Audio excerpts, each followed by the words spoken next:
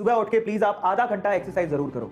Pushups, pullups, लड़कों के लिए बोल रहा हूँ, लड़कियों के लिए आप थोड़ा चल सकते हो, ठीक है। वैसे कोई बाउंडेशन नहीं है, लड़कियां लड़कों से कम नहीं है, चाहे तो लड़कियां भी पुशअप पुलअप कर सकती है, बड़ी बात नहीं है। तो बात करेंगे ये कैसे पॉसिबल है कि एक इंसान पाई की 60,000 तक पॉइंट के बाद 60,000 वैल्यू तक याद रख लेता है नंबर्स को, कैसे पॉसिबल है? साइंटिफिकली प्रूवन है।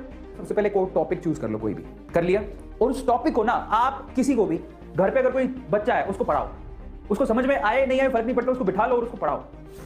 अब वो क्या कहता है, अब जब आप उसको पढ़ा रहे थे तो आप कहां कहां अटके वो देखो। भाई कोई चीज पढ़ा रहे होते हो तो आप देखो कि आप अटके कहां।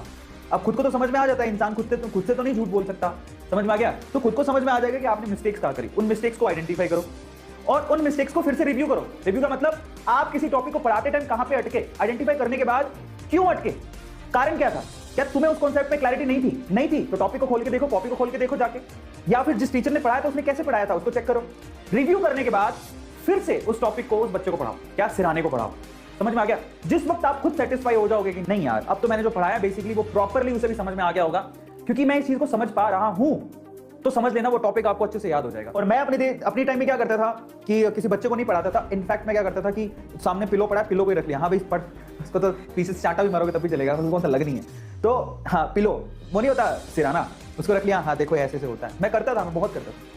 ऐसा कहते हैं कि 3 दिन में कम से कम आप 3 दिन के भीतर एक्सरसाइज जरूर करो, दौड़ो, चलो बाहर, ठीक है, थोड़े बहुत एक्सरसाइजेस घर वाले होते हैं वो कर लो, that is more than enough, जिससे आपका माइंड शार्प होता है। आप जब एक्सरसाइजेस करते हो तो आपके ऐसे हार्मोन्स रिलीज होते हैं, कौन से वाले? सेरोटोनिन और डोपामाइन। डोपामाइन के बारे में तो मैंने सुना है, ये हार्मोन्स रिलीज होते हैं और ये हार्मोन्स आपकी कॉन्सेंट्रेशन को इंप्रूव करते हैं, तो ये माइंड शार्प करने का तरीका है।